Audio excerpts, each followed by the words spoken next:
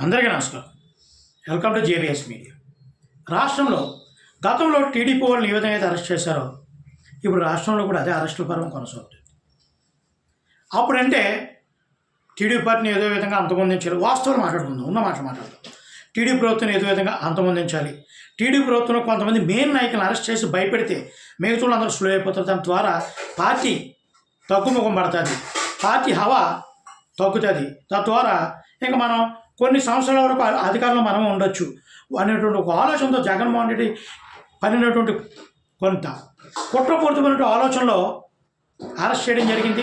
ప్రభుత్వం మీద, పార్టీ మీద, వైసీపీ ప్రభుత్వం మీద ఎవరైతే ఎక్కువగా జగన్మోహన్ రెడ్డి మీద ఎక్కువగా విమర్శలు ఎవరైతే చేస్తున్నారో వాళ్ళని అరెస్టులు చేయడం, బూతులు తిట్టించడం, భయంకరంగా అంటే ఏంటంటే సాన భేద దండోపాయాలు అంటారు.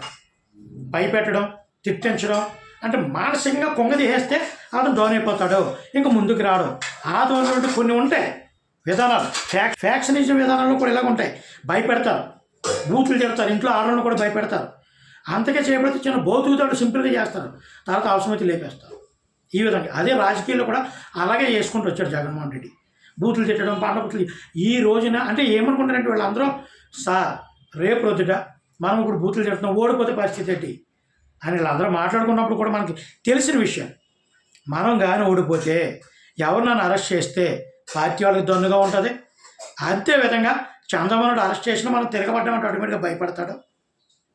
అంత ఏముండదు. అరెస్ట్ చేసిన ఒకళ్ళిద్దరిని అరెస్ట్ చేసినా దాన్ని ధీటుగా మనం ఎదుర్కొందాం, మీకు ఎందుకు భయపడకుండా వాళ్ళకి పుష్అప్ ఇచ్చి బూతులు తిట్టించారు. ఈ రోజున టీడీపీ ప్రభుత్వం ఏ విధంగా ముందుకెళ్తుంది?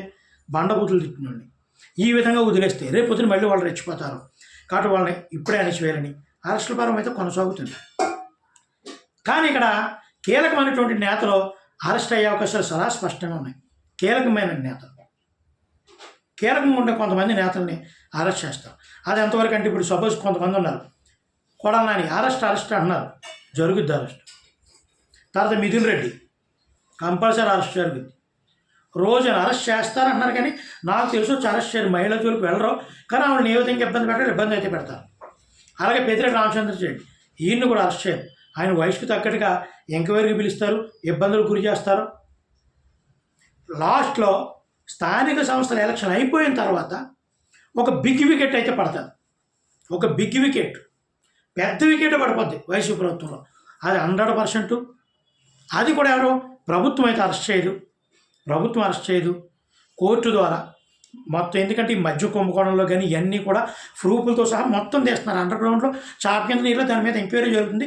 ప్రతి ప్రూఫ్ని కోర్టు ముందు, గవర్నర్ ముందు ఉంచుతారు.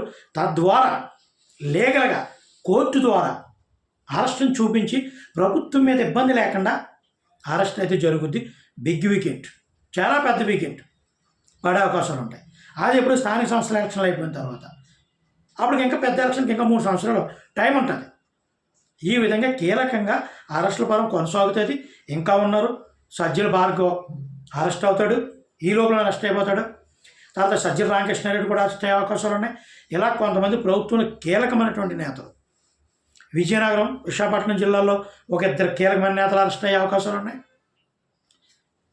ముందు ముందు ఇంకా అరెస్ట్ పరం కంపల్సరీ కొనసాగుతుంది.